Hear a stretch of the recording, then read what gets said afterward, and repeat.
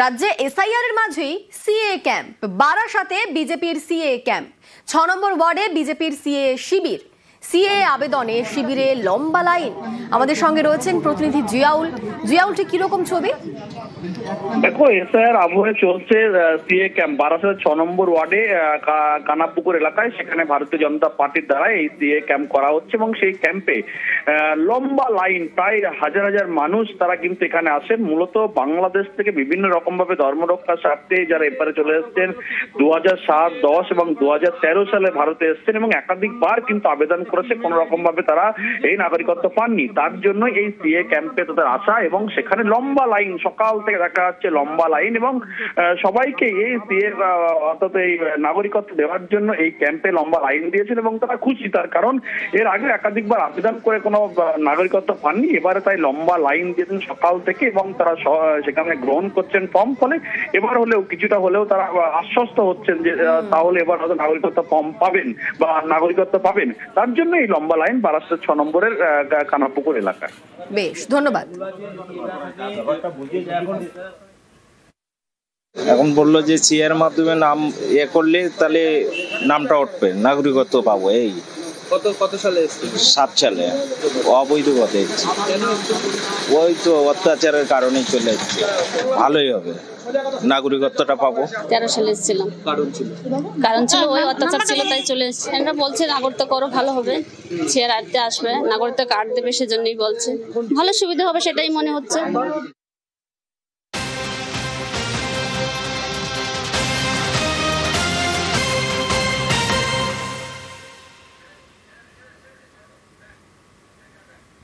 চন্দ্রকোনার খবর দেখাবো। চন্দ্রকোনায় সারের কালোবাজারি, সরকারি ভর্তুকির সার চড়া দামে বিক্রি করা হচ্ছে। বস্তা পিছু 300 থেকে 400 টাকা বেশি নেওয়ার অভিযোগ উঠছে। চন্দ্রকোনায় অসাধু ব্যবসায়ীদের রমরমা কারবার এবং তারই সঙ্গে কৃষকদের দেয়া হচ্ছে না পাকা রসিদ, এমনটাও অভিযোগ উঠছে। চড়া দামে সার কিনতে রীতিমতো হিমশিম খাচ্ছেন কৃষকরা। আমাদের সঙ্গে সরাসরি রয়েছেন প্রতিনিধি সুকান্ত। সুকান্তর সঙ্গে কথা বলবো। সুকান্ত, এই যে অভিযোগ উঠছে, এই বিষয়টা প্রশাসন জানে? কারো বিরুদ্ধে কোনো পদক্ষেপ করা হয়েছে কি?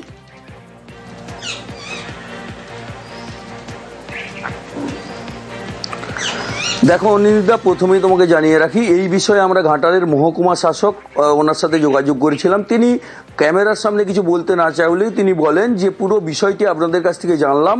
আমি নতুন মহকুমা শাসক হিসাবে জয়েন করেছি, আমি কৃষি দপ্তরের সঙ্গে যোগাযোগ করছি এবং দ্রুত যাতে করে এই কৃষকরা তাদের ন্যায্য মূল্যের রাসায়নিক সার পায় তার ব্যবস্থা নেব। দেখো অনিন্দিতা, এই বিষয়টি, এই যে কৃষকদের চড়া দামে রাসায়নিক সার কিনতে হচ্ছে, এটি কিন্তু প্রতি বছরের ঘটনা। এই শীতকালে অর্থাৎ চন্দ্রকোনায় আলু চাষের গড় হিসেবে পরিচিত, সেখানে কিন্তু আলু চাষ করেন কৃষকেরা। বর্তমানে আলু চাষের কাজ শুরু হয়েছে এবং সেই আলু চাষের জন্য প্রচুর পরিমাণে রাসায়নিক সার কিনতে হয়। সেই সার কিনতেই তাদেরকে বেশি টাকা খরচা করতে হচ্ছে। যেখানে সরকার তাদের জন্য ভর্তুকি দিয়ে সারের ব্যবস্থা করেছে, সেই সার কিন্তু তারা প্রিন্ট রেটের থেকে 300, 350 টাকা বেশি দিয়ে তাদেরকে কিনতে হচ্ছে। তারপরে তাদেরকে কোনো পাকা রসিদ দেওয়া হচ্ছে না। এই বিষয়ে কিন্তু আমরা যখন বিভিন্ন জায়গায় যোগাযোগ করি তখন কিন্তু জানতে পারি যে খুচরো ব্যবসায়ী, যেসব গ্রামের ব্যবসায়ীরা রয়েছে, তারা বেশি নিচ্ছে কেন? তারা কিন্তু দাবি তুলছে যে তাদেরকেও বেশি দামে কিনতে হচ্ছে মহাজনদের অর্থাৎ ফড়েদের কাছ থেকে। পুরো বিষয়টি নিয়ে কিন্তু আমরা যে মহকুমা প্রশাসনকে জানিয়েছি। এখন দেখার, কৃষকরাও চাইছেন যে জেলা মহকুমা প্রশাসনের আধিকারিক এবং কৃষি দপ্তরের আধিকারিকরা তারা যৌথভাবে অভিযান চালিয়ে যাতে করে তাদের এই ন্যায্য মূল্যে সার কিনতে পারে সেই ব্যবস্থা করুক প্রশাসন। অনিন্দিত, বেশ, ধন্যবাদ সুকান্ত। আমাদের কাছ থেকে নিয়েছে তখন 1650। এইটার তো প্রিন্ট আছে আপনার 1389। এই শার্টটা কত কিনেছেন আপনি? 1650 টাকা। হ্যাঁ, পাকা বিল দিচ্ছে? পাকা বিল দেয়নি। হ্যাঁ, পাকা বিল তো আমাদেরকে দেয়নি। নবরত্ন ডিএপিটা 1650 টাকা করে নিল। দিনটা অত আর আমরা জানি, অত কি লেখাপড়া জানি আমরা? 1389। এই লোকটা 70,000 টাকার মাল নিয়ে এসছে, আমিও তো নিয়েছি 8-10 হাজার টাকার মাল, এই দাম ফেলছে। পাকা বিল দিচ্ছে? পাকা বিল দেয়নি, কাগজে দিচ্ছে।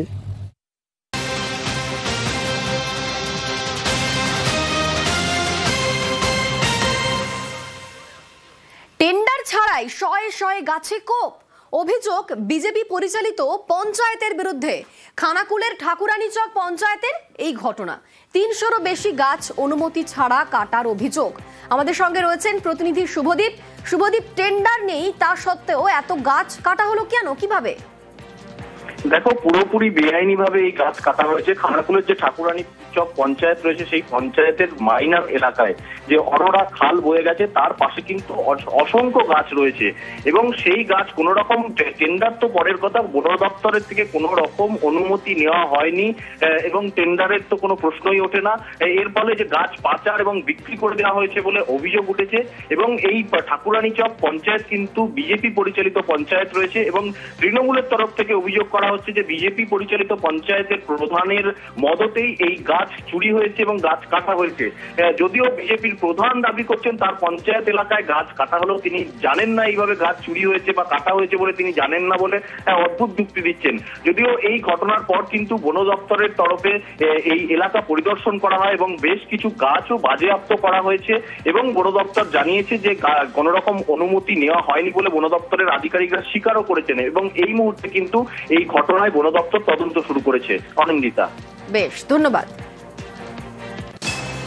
কোনো পারমিশন নেই, এইটি ঠিক, সেইটি অবধি আমরা বলতে পারি, বাকি আমরা কিছু বলতে পারি। কে বা কারা কাটলো সে বিষয়ে সেইটি তো ইনভেস্টিগেশন করার পরেই বলা যাবে। সম্ভবত 4 তারিখে ডিটেকশন হয়েছিল যে অনেকগুলো গাছ এখানে কেটে ফেলেছে। 5 তারিখে ওটা গাছগুলোকে জিম্মানামা একটা দিয়ে গেছিল পঞ্চায়েত প্রধানের কাছে, যেহেতু আশেপাশে লোক পাওয়া যায়নি তাই ওগুলো রক্ষা করতে সাধারণত এরকমই ফলো করা হয়।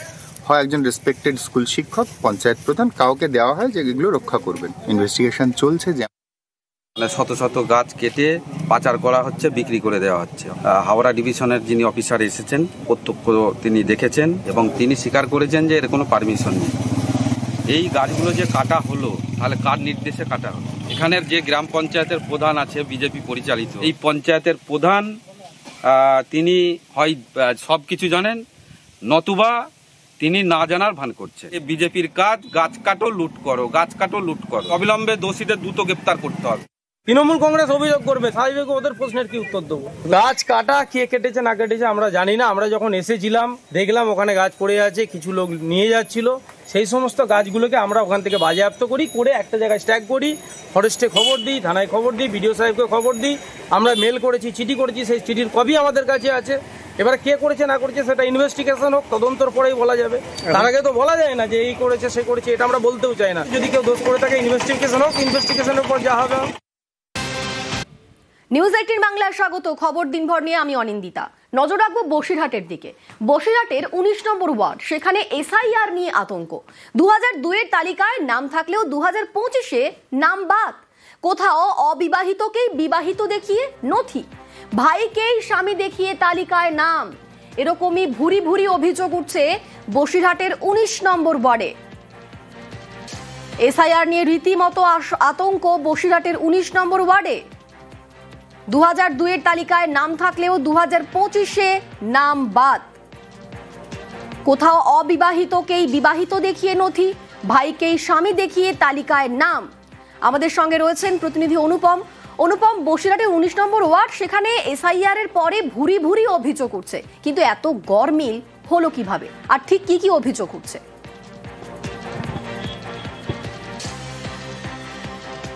দেখো, এইটাই হচ্ছে সব থেকে বড় সমস্যা এই বসিরহাট পৌরসভার 19 নম্বর ওয়ার্ডে। এখানে বেশ কয়েকটি সমস্যা কিন্তু সামনে উঠে এলো। তার মধ্যে সব থেকে মারাত্মক যে সমস্যাগুলো সেটা হচ্ছে 87 বছরের বৃদ্ধ, তিনি কিন্তু সেই ইন্দিরা গান্ধীর আমলের থেকে ভোট দিয়ে আসে। 2002 সালে তার নাম ছিল, কিন্তু 2025 সালে এসে দেখা গেল তার নাম বাদ চলে গেছে। আরও একজন মহিলা, তিনি অবিবাহিত, কিন্তু তাকে তার দাদাকে স্বামী সাজিয়ে তার ভোটার লিস্টে নাম।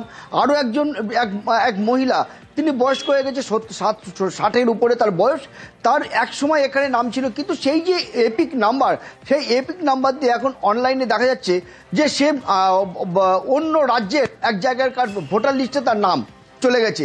এরকম বিভিন্ন ধরনের সমস্যা কিন্তু এই 19 নম্বর ওয়ার্ডে কিন্তু দেখা যাচ্ছে, আর যা নিয়ে কিন্তু রীতিমতো আতঙ্ক তৈরি হয়েছে এলাকায়। তার কারণ এলাকায় যেসব বয়স্ক মানুষ বা বৃদ্ধ যারা রয়েছে তাদের যেটা দাবি যে এই যে ভোটার লিস্টে, তার কারণ ইলেকশন কমিশন এই ভোটার লিস্ট বের করেছে, ইলেকশন কমিশনের ভোটার লিস্ট, তাতে যদি এইরকম যদি গড়মিল থাকে তাহলে 2002 সালের ভোটার লিস্টে নাম থাকার পরেও এই তো ইলেকশন কমিশনার কিন্তু সমস্যা তৈরি করবেই। তাহলে তাদের নাম কি করে উঠবে, তাহলে এসআইআরে তাদের সমস্যা কি করে মিটবে, তাহলে তো তাদের সমস্যা তো বাড়বে ছাড়া কমবে না।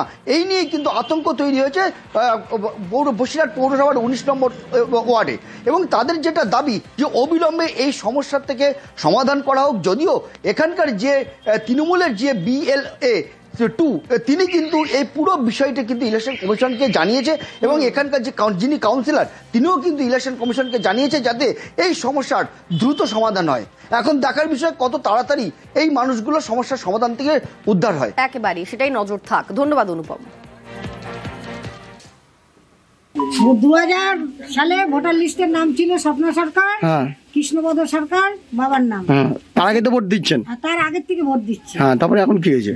এখন সেই আমার নামটা আছে, ভাইয়ের নাম বসিয়ে দিয়েছে স্বামী করে। বিয়ে করেননি? না। তো ওখানে কি দেখা গেছে যে স্বামী বানিয়ে দিয়েছে? হ্যাঁ, ভাই থেকে স্বামী বানিয়ে দিয়েছে। এটা কার ভুল? কি নির্বাচন কমিশনার। বয়স কত? 81 বছর। 2002 এর লিস্টে নাম আছে? হ্যাঁ, 2002 লিস্টে আছে। নাম আছে? হ্যাঁ, নাম আছে। 25 সালে নাম নেই? না, 25 সালে এখন নাম নেই। না। দরখাস্ত করেছো? হ্যাঁ, দরখাস্ত করেছি। তাও আসেনি? না, কি করলো তো ওরাই জানে। আপনার বয়স কত? 67 বছর। 2002 এর লিস্টে নাম ছিল? 2002 সালে ওই বয়স ছিল। আর 24 ছিল? হ্যাঁ, 24 ছিল, 25 নাম নেই, দরখাস্ত করা হয়েছে। তাও এখনো নাম ওঠেনি? না। কতবার ভোট দিয়েছেন? অনেকবার দেওয়া হয়েছে। ভোটারটার নাম আছে স্বপ্না সরকার, কৃষ্ণপদ সরকার, বসিরহাট 19 নম্বর ওয়ার্ডের 179 পাটের ভোটার। 24 সালের লোকসভা ইলেকশনে এই ভদ্রমহিলা ভোট দেন। মজার ব্যাপার, 24 সালে ভোট দেওয়ার পরে 25 সালের প্রভিশনাল ভোটার লিস্ট বাইর হয়, তখন এই ভোটারটা কোন অজ্ঞাত কারণে নদিয়া জেলার হরিণঘাটা 93 হরিণঘাটা বিধানসভার 32 নম্বর পাটে 213 নম্বর ভোটে নাম নথিভুক্ত হয়। আরো মজার ব্যাপার দেখা যাচ্ছে কি, এই ভোটারটাকে সঙ্গে সঙ্গে বাবার নাম কৃষ্ণ সরকার, এখানে স্বামীর নাম আশু সরকার বলে ভোটার কার্ডে সংশোধন হয়েছে। উনি তো বিবাহিত নন। উনি তো বিবাহিত নন, অর্থাৎ অবিবাহিত মহিলা বিবাহিত হয়ে গেলেন নদিয়ায় যে অজ্ঞাত কারণেই বিবাহিত হয়ে গেলেন। এছাড়াও আমার কাছে আরো দুটো নজির এসছে, যারা 24 সালে ভোট দিয়েছে 25 সালে ভোটার লিস্টের নাম নেই। কমিশনের গাফিলতি না থাকলে জীবিত ভোটার তারা বাদ যায় কি করে? এসআইআর আতঙ্কে মৃতের বাড়িতে তৃণমূল প্রতিনিধিরা। ভাঙড়ে মৃত্যু হয় সফিকুল গাজীর। তার বাড়িতে এবার তৃণমূল প্রতিনিধিরা যান এবং এসআইআর আতঙ্কে মৃতের পরিবারকে আর্থিক সাহায্যের কথাও বলেন তারা। এটা তাদেরকে বলে দিও যেন অন এন্ড অফ এদের সাথে পরিবারের সাথে যোগাযোগ রাখে। কোনো অসুবিধা হলে এখানকার কাকুদের সাথে যোগাযোগ, আমরাও তোদের যোগাযোগ রাখতে হবে না, আমরাই তোদের এখানে আমাদের যারা নেতৃত্ব আছে তারা তোদের সাথে যোগাযোগ রাখবে। আদি বাড়ি মিনাখায় ছিল, এখানে এসে ছোট্ট ব্যবসা করতেন, ফুচকা বিক্রি করতেন। যেহেতু তার বাবা মার নাম ছিল কিন্তু তার নাম ছিল না, দিনের পর দিন আতঙ্কিত থাকতেন। স্ত্রীকে বলতেন যে আমাকে কি তাহলে বাংলাদেশ চলে যেতে হবে? কি অপরাধ ছিল এই মানুষটা? বিজেপি সরকার, অসভ্য বর্বর একটা সরকার, নির্বাচন কমিশনকে কাজে লাগিয়ে মানুষকে বেনাগরিক করার চক্রান্ত করছে। গোটা ভারতে ভোট চুরির সবচেয়ে বড় নতুন কৌশল হচ্ছে এই এসআইআর, নির্বাচন কমিশনকে ব্যবহার করে। আর এর বলি হচ্ছে বাংলার সাধারণ মানুষ। শুধু ভাঙড় তো নয়, কুলপিতেও এসআইআর আতঙ্কে মৃত্যু হয় এমনটাই অভিযোগ ওঠে। এসআইআর আতঙ্কে মৃতের বাড়িতে তৃণমূল প্রতিনিধিরা। কুলপিতে মৃতের বাড়িতে তৃণমূলের প্রতিনিধিরা। আমাদের সঙ্গে রয়েছেন প্রতিনিধি আনিস উদ্দিন। আনিস, কি বললেন তৃণমূল প্রতিনিধিরা সেখানে গিয়ে? একেবারে দেখো, কুলপির যে কালীচরণপুর গ্রামের বাসিন্দা শাহাবুদ্দিন পাইক, এসআইআর আতঙ্কে তার মৃত্যু হয় এমনটাই অভিযোগ ছিল পরিবারে। এই অর্থাৎ সম্পাদক অভিষেক বন্দ্যোপাধ্যায়ের নির্দেশ একটি প্রতিনিধি দল এবার মৃতদের সঙ্গে দেখা করেন এবং